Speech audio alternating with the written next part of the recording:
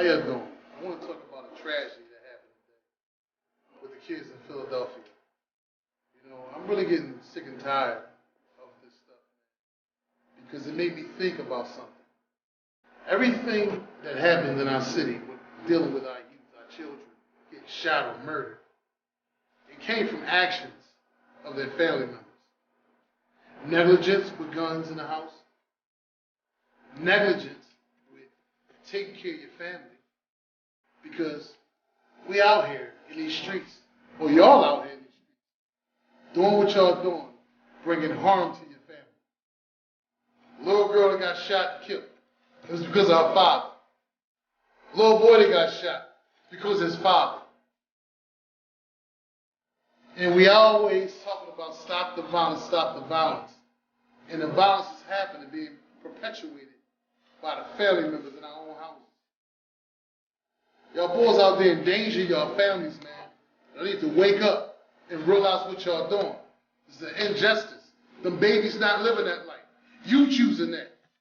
Get the fuck out them houses, man. Move on. Something. Get away from your family if you're going to get them killed. That's all I want to say, man. From your big brother, Bigsnoop. Tough talk.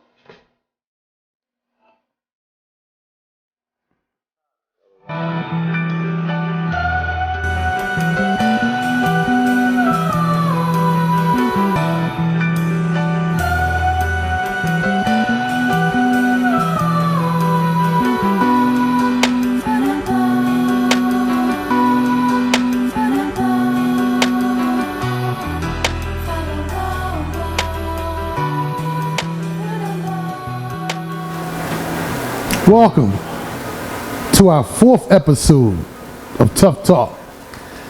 I told y'all that I was going to bring on some people that can show you, that can be a testification that ex-offenders are coming out here and doing okay. Today, I brought on 2 of my brothers. We're doing something different. I'm always going to do something different. Bigsnoop going to bring you a treat. I brought you on here 2 of my brothers, man, that I met along my journey. You know, we was young and we was in the mud together. We was young in the penitentiary together, man. And, you know, coming out here doing some phenomenal things. We're going to have a nice conversation, man. Y'all just tune in, you know, and listen to this tough talk. You know, conversations that you never heard. My friend, my brother, Damir, I'd like y'all to give a warm welcome to him. And Ibn Bayat, give a warm welcome to him and give him your ear. And let the young men tell you who they are. Because we'll be here all day if I got to tell you who they are. Go ahead, bro. Thanks for coming. Pretty much my name is Damir. That's my attribute. Name Keeman Copeland. But the streets know me as Fat Cat. You know, born and raised in West Philly. You know what I mean? So, you know, pretty much grew up like a lot of us. You know what I mean? In the streets, in the hood. You know, fell victim to the life of the streets. You know, hustling, doing the things that we do out there. You know, as a result of that, found myself on the wrong side of the law. A couple juvenile bits, you know. Ended up in a situation in 1996 where got into a fight. And as a result of that fight, individual ended up getting murdered. Now, I was in the middle of the fight. I didn't actually murder the individual. I was with some individuals. It was actually 3 people involved, and you know, got caught up in a conspiracy. So that's pretty much how I got in trouble, and you know, understanding how we ended up running into each other in our travels. But you down this tough talk. You downplaying it. He keeping the fact. He keeping it from y'all, but he gonna give it to you. But I'm gonna give it to you. This man had a life sentence. A life sentence. Sentenced to die in jail. And he's sitting here with us today. By the graces and mercy of Allah subhanahu wa ta'ala. And I'm going to let him tell you about that journey. You know. But I want to let Ibn Bayat introduce himself. You know. My name is Ibn Bayat. I grew up in South Philadelphia. And I've come to know these young men through my travels. And a lot of things that we went through back then was because we were ignorant. We didn't have knowledge of what was actually going on around us. We might have seen what was in front of us, but what was going on around us, the underlying current. So we winded up in a penitentiary with a lot of years to do. And we've made the turnaround because we made a decision while we were in. This ain't it. This not it. We bigger than this. We better than this. Our existence should be much further than this. And when we came to know that, we set out on a path to have patience and to just make it through this. Because when we get out, we gonna make everybody see that we got greatness in us, so that they can bring the greatness out in them. Because a lot of times we can't see the greatness that's in us. So that's what we set out to do, and that's what we trying to do right now. How much time you spend in the penitentiary, bro? I did 22 years straight, no breaks. No breaks. No breaks. 22 years, man. Straight. I mean, but a man blessed to be here. You know what I mean? Holding it down, man. Family man now, too, right? Absolutely. Married? As soon as I came home, I made my business to get married. And I have a beautiful daughter that's 8 months old now. Inshallah. You know what I mean? Allah bless us. All right, see, the key to being successful is obeying Allah. You're going to stay within the bounds if you obey Allah. And Allah own everything, so you ain't got to worry about being broke.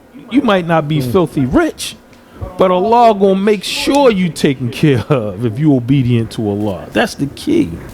You know what I mean? So when you see people come out and they got excuses and they saying they can't do this, they can't do that, somewhere along the line, they being disobedient, man. Somewhere along the line. You know what I mean? Because I came home and no, I'm not rich or nothing, but guess what? I never went home one day since I've been home. I eat good every day. You know what I mean? I ain't got no money in my pocket right now. I can pull them out right now. But guess what? I got a meal at home waiting for me. My wife cooking for me right now. You know what I mean? Gratitude. So, you know what I mean? Yeah, be thankful for what you got. You know what I mean? No doubt. But, you know, Tough Talk, you know, I took a couple turns with this Tough Talk conversation, you know, by bringing on different people from different backgrounds, you know, people that's straight in the mud, that didn't evolve out the mud yet. And I also brought on, you know, people, you know, like us, you know, guys that was fed up, sick and tired of being sick and tired, that banded together and was able to become mental giants, studying together, you know, working out together, you know, bonding. And then now out here in society, putting our best foot forward to save the babies. Because that's one of the most important missions, to save the babies. Now, me and my brother Zamir had a great conversation this morning, and we want to share some of that with y'all. So I guess I got to get him a little comfortable to bring it out. So, you know, bro, you had a life sentence, man. You talking to the youth. You talking to the parents of the youth, the grandparents of the youth that's paying attention, that's watching, tuned in. Give them something. You know, give us something, man. Let us know what you went through and how you came up out of that. You know, like, because I seen something in you, me personally. You know, I don't know if you seen it, but I seen it. You know, I seen determination, I seen dedication, and it all worked out for you, bro. Because like they said, I sat in the penitentiary, and I was there way before you got there, and just to see you come through with a life sentence, you would never thought that you had a life sentence. But the only thing that allowed me to understand that you really had a life sentence, the way you was in that law library, relentlessly, man. And you ain't give up. You know, so I always knew that a guy like you, man, would come home, man, and be the cream of the crop. And be that person that could bring about collectivism, to bring the community together, that conduit. You know what I mean? I knew that's in your cloth, man. You know, that cloth ain't around no more. They can't even sell that shit nowhere no more. I mean, they don't make our kind of cloth no more, bro. That shit's sold out. Sorry. But, you know, I want you to, let's have a conversation about that, man. The things that you're doing right now after having a life sentence in prison, winning in court, getting your life back. Just that experience right there. How did you feel when you got your life back? Well, for me, it was the most empowering thing that I could ever encounter in my life, because, you know, growing up in the ghetto, you know what I mean, going to public school, you know, you always told you smart, you can do this, but nobody never sat down and, push you, to my greatness. I'm gonna say to my greatness. And I feel like it's a lot of other youth and a lot of other young boys out here that's experiencing the same thing. Because deep down within us, we all smart. You know what I mean? We all kings and we all got, things with us that we've been blessed with that the Creator gave us that just need to be pulled out of us. Some kind of gift or some kind of talent.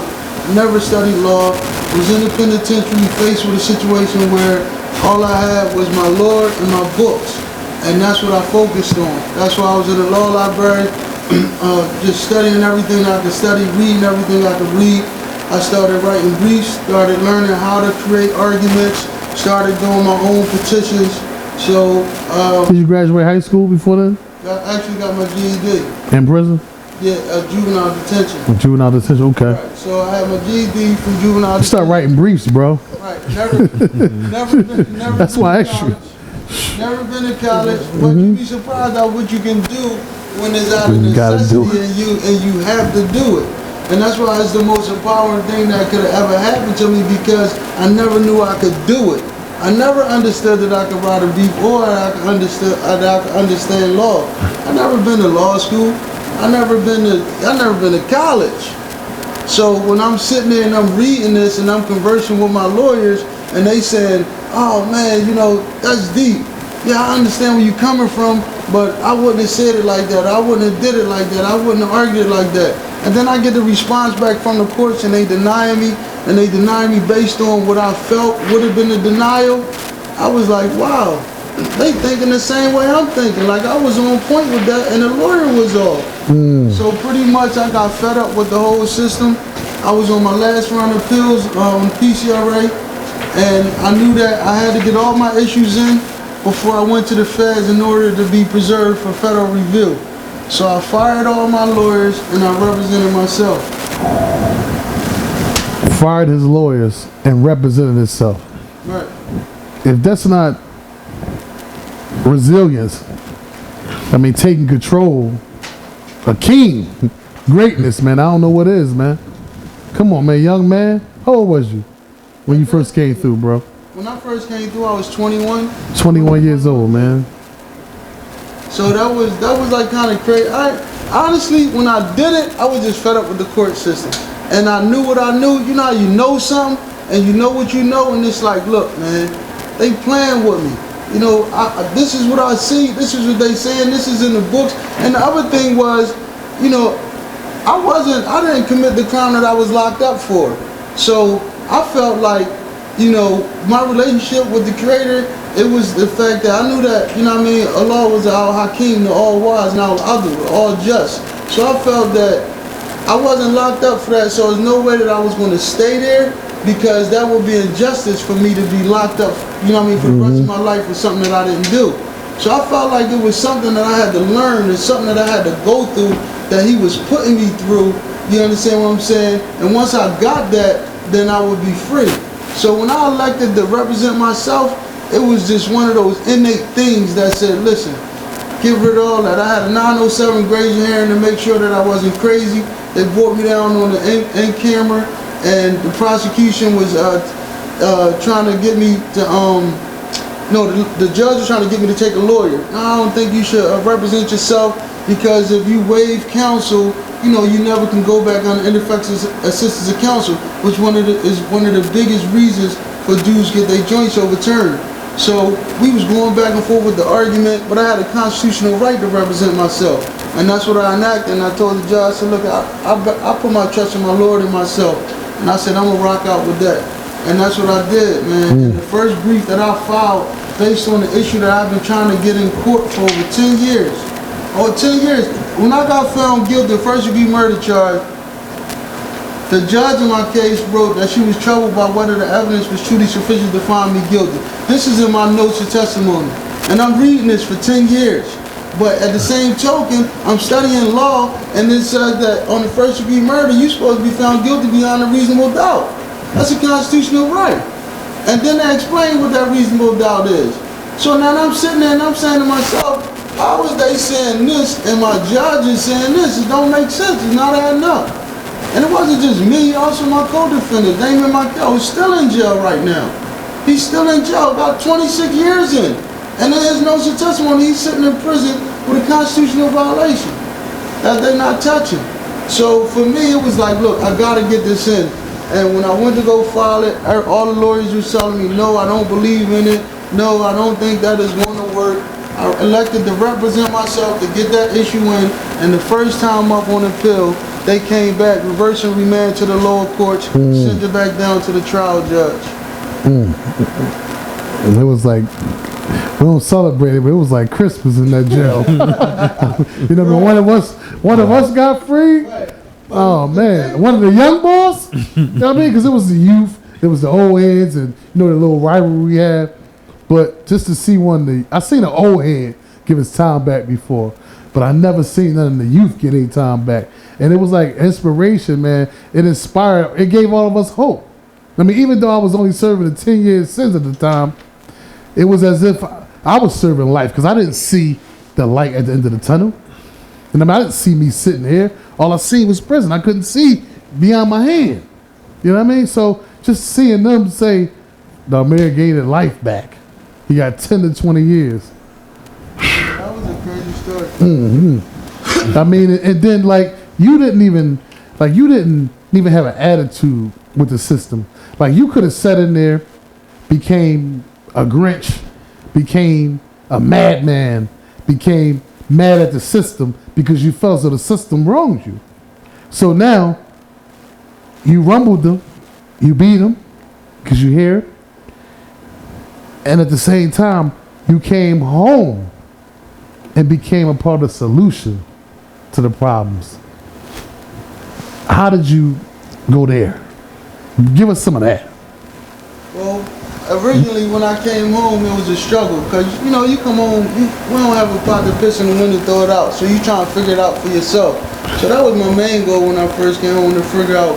But like Ibn Bayat said, the transition wasn't made when I came home. It was mentally made when I was in there. Coming back wasn't even an option. So, you know, when I came home like everybody else, a lot of things were still available because everything was still out there that you left out there from before. The drugs, the cars, the gun, all that was still there. But the issue was, in prison, I worked for 19 cents an hour. I woke up 6 o'clock in the morning to go work the child line for 19 cents an hour.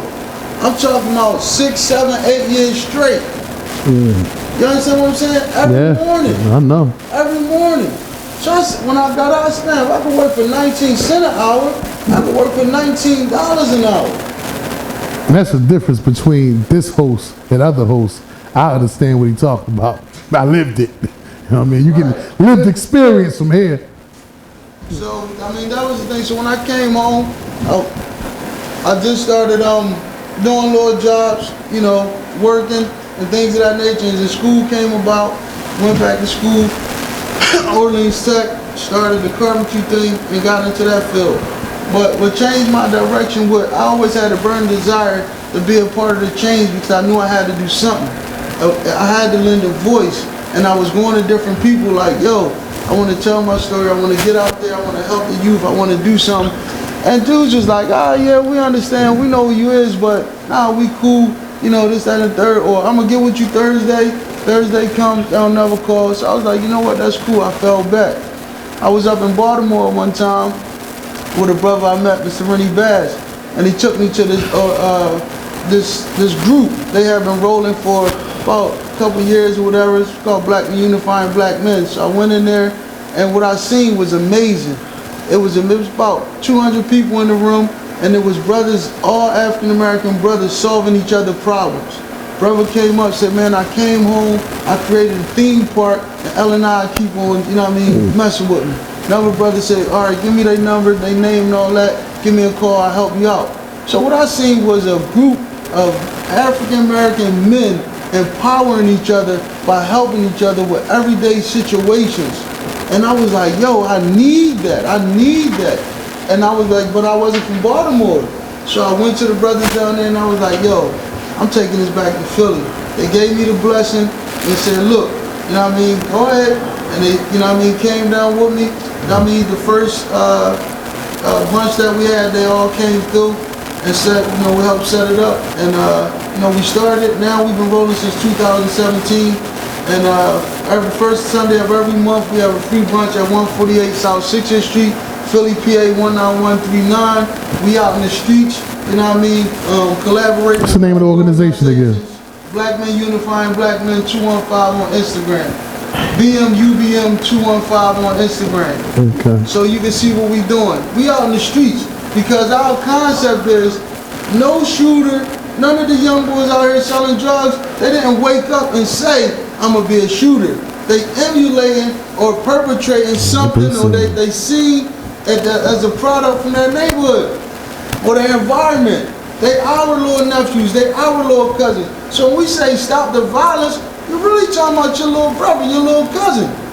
Ain't nobody gonna come into the community with no college degree. We scared to say it, say it. No white folks, say it. It's tough talk. And be able to tell a shooter, put the guns down. Put the gun, his stomach ain't never been on his back that way. He's 16, he got a little son. He making $500 out there, you gonna tell him he can't sell drugs and don't have an alternative for him. It don't make sense.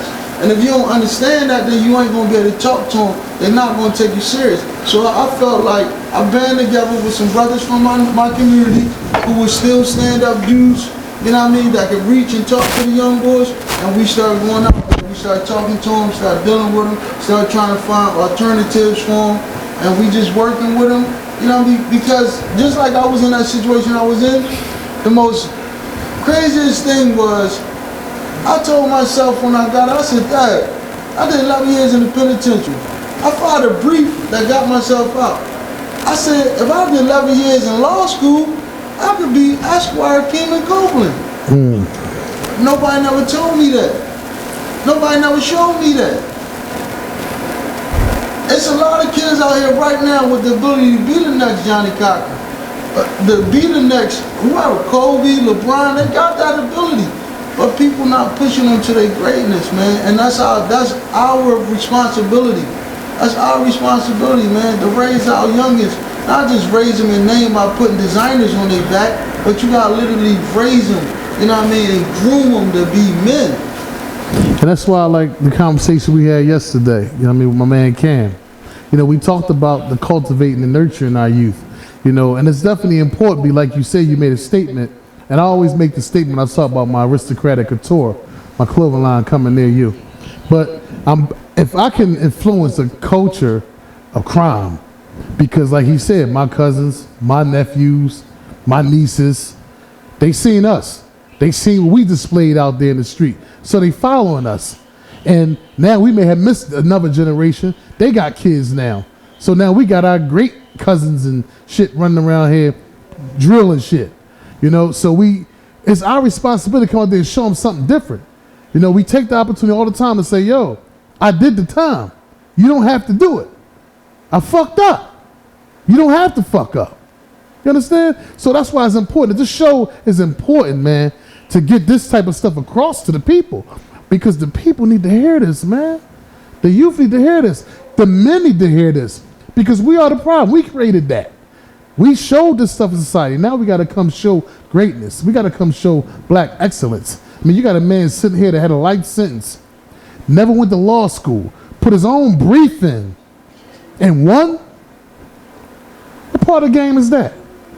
This man could have been our president if he would have went to school, if he would have been cultivated and nurtured the right way. No doubt. If he would have been cultivated and nurtured the right way. If they could have seen I was a good orator instead of a good gunman. They could have cultivated and nurtured that. And I could have been a long time ago been something talking to my people.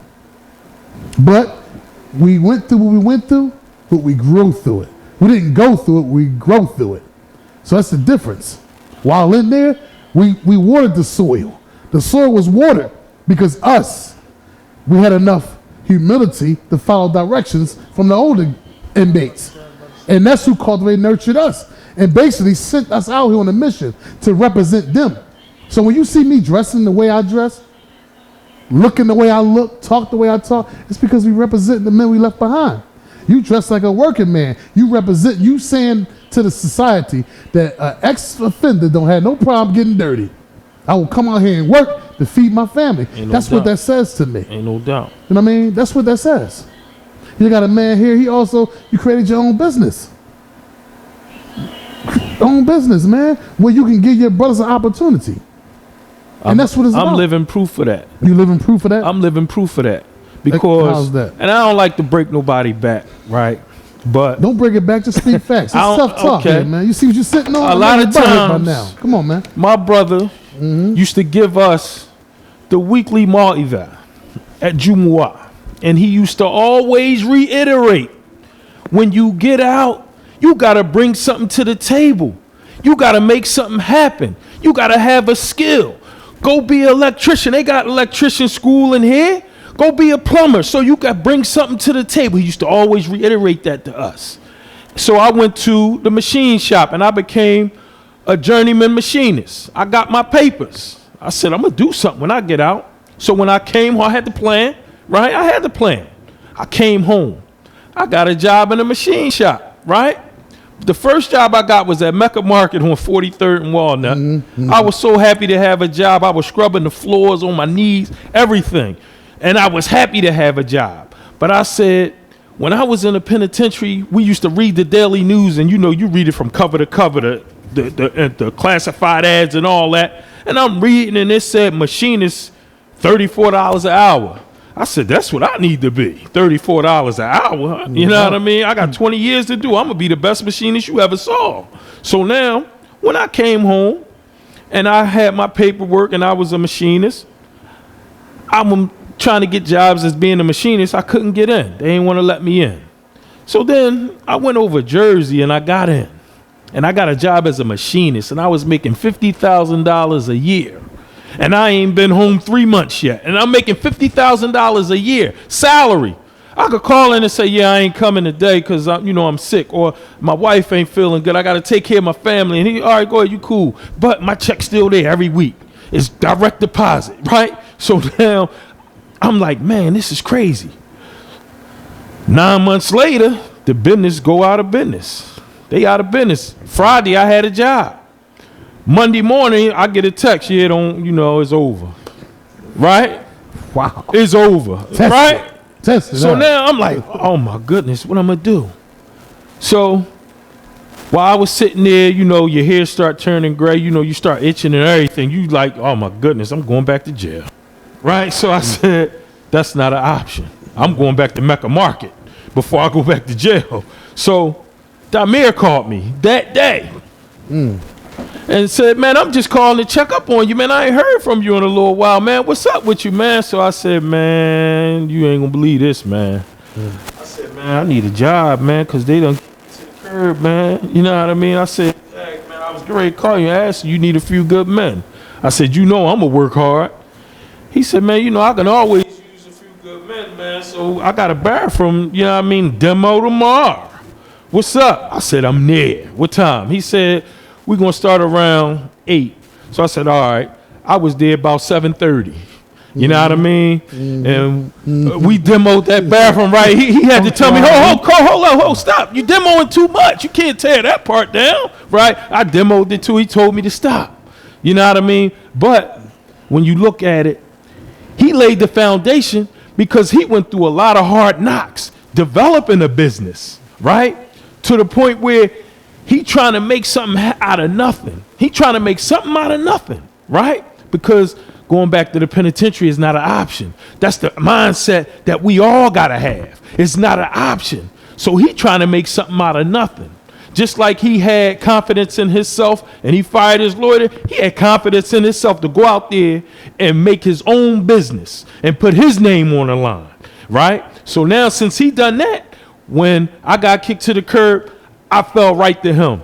So now I make it my business to work harder than I would for anybody else that was paying me $50,000 a year. I will work harder for him, you know what I mean, than I would for them because he gave me a shot not to go out and be hungry. Even though I know for a fact, as long as I'm obedient to Allah, I ain't going to go hungry. You dig what I'm saying? But at the same time, through him, Allah, through him, now I work every day.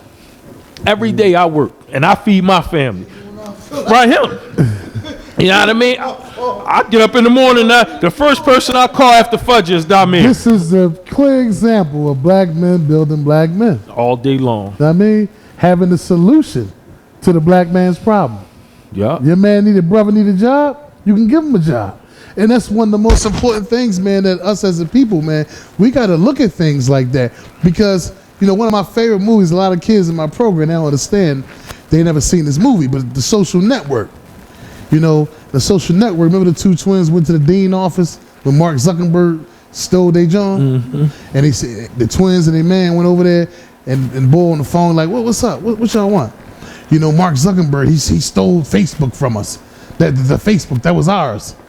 He said, what do you mean? He said, listen, this is the point. Harvard undergrads don't look for jobs, they create them. Right. Harvard undergrads don't look for jobs, they create them. And this is the mindset that we want to cultivate and nurture the future on. Because like he said, I mean, we had a conversation off camera, but I'm referring to that, I'm sorry. But we had a conversation about some older guys that's taking some steps to save the youth. But they have a major disconnect with the youth. So that conversation we had before camera, you know, it's important for us to be able to mesh with the youth. If we want to put a hand on the pulse of all the things choking society, the ills and the crime and all that stuff, we got to get close to the youth and work like the youth and bring solutions to the youth. Like you said, $500, I'm hustling with a baby. But if I stop hustling, old head, what I'm going to do?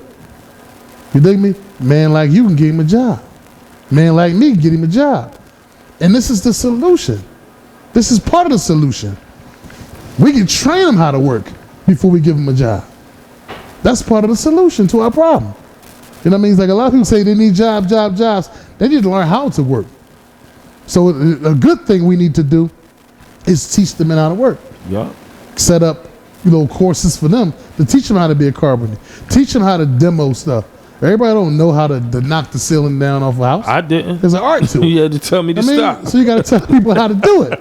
I mean, but it's out here. This avenues is out here. And it's a blessing, man, to society that we came out here with our mind right to be assets and not liabilities. That's one of the things Big Fareed told me. He said, go out there and be an asset, not a liability. And that's what we doing here. Go ahead, bro. I want to reiterate what you're saying about the youth. I believe that that's our responsibility. When I say that's our responsibility, you got to understand the transition and look at the whole scope of things in a nutshell. Pretty much what happened was when we started the conversation, I said the youth are following a trend that we set. Whether they believe it or not, I don't care what you say, wherever they get it from. If they get it from a movie, they emulating somebody or something from the streets and they trying to be that. The thing is, there's no gauge, so they making it up and they becoming worse than the person that they trying to emulate. But the thing is this, a lot of the people that they trying to emulate, if you talk to those brothers, and a lot of them done changed their lives around because they realized the sacrifices that they was making to live that life and to be that person wasn't worth it. 22 years in the penitentiary, a life sentence. 10 years, 22 years in the penitentiary. That's what I'm saying. So those sacrifices that we made to be those individuals out there in the streets, it wasn't worth it. The time we spent away from our families, it wasn't worth it. So we come back out with a different mindset. Man, by all costs, I got to win on a different level. But we got to transfer that. The same way we transfer the negative to our youth, we got to now, it becomes our responsibility that when we learn to do better, now we got to teach them that and show them that. That's our responsibility because we gave them the negative. We gave them, we impersonated, we put that on them and planted that in them. So now we got to change that narrative. We did that. Listen, youngin', it ain't going to end like that. 22 years in, and I'm out here to tell you, I end up working. If you build your credit now at 19, you talking about you want to move your family out the hood? Let me tell you what move your family out of the hood. $3,000, a 620 credit score, and 3 months worth of pay stubs. You can get your family out the hood. You understand Real what I'm rap. saying? Real rap. The days of you trying to make 50 to go buy that dream house and that car, I can show you how to do it without clunking nobody in the head and without selling your soul to the devil or spending 1,000 years in the penitentiary. And that's what we gotta give them. That's a narrative, that's a story, and how we gotta change the conversation. No, we not cool with that. No, I'm not gonna sit and glamorize what you doing. I seen that you did the episode the other day, and the young boy said, yeah, well, you know, you get accolades. That's the problem right there. He said you get accolades for being a shooter. You know what I'm saying? I got started, man, because people be like, dang, man, young boy's this, young boy's that. Nah, you got to take your role as a man in the community and stop glorifying that bull crap, because that's what it is. That's what's killing our babies. You see them 5-year-olds getting killed, 4-year-olds getting shot, 13-year-old females getting hurt. You glorifying that stuff. They think that stuff is cool. You gotta frown upon that, and they gotta know that it's not cool. Ain't nothing thorough about that. Ain't nothing thorough about that, man. Ain't nothing thorough about that. You gotta do better. Matter of fact, I can show you how to do better. Like I'm leaving this. My old head told me, rest in peace, man. Hip. He said, man, it's a brain robbery, not a train robbery. It's a brain robbery, not a train robbery, not a Rest train in peace to my man Hip Talker. Matter of fact, that's Wallow 267 Step right, Pop. that's Wallow Step Pop. He learned from me. If I didn't leave with nothing else that man told me, he watched me grow up. He said, man, it's a brain robbery, not a train. And I think about that every day. You're not going to get it with a gun in your hand. You got to get it the way they got to get it. You got to educate yourself and go at them with the same mentality they got. But we better because we got the street edge. We got the street edge. You say how, he tell you every day how we be successful with the construction. It's called a transferable skill. I tell everybody. I knew on the block if I had the best product, I was going to get the best customers. That's what I do with carpentry. If I come in your house to do your kitchen, I'm going to bomb your shit out. I'm going to bomb it out because I want you calling your mom. Put your business out there too, man. Tell me your business. Yo, my business, First Class Renovations. Go to Instagram, see all my work. Residential construction. You know what I mean? From gut outs all the way to finish. We do it all. Bathrooms, kitchens, floors, doors, walls, all that. And we nice, like not even bragging, not boasting, none of that. My work speaks for itself. I got a whole slew of, you know what I mean, family, grandmother, like people that we built relationships with in the community that patronize the business based off of good work and good work ethic. That's it.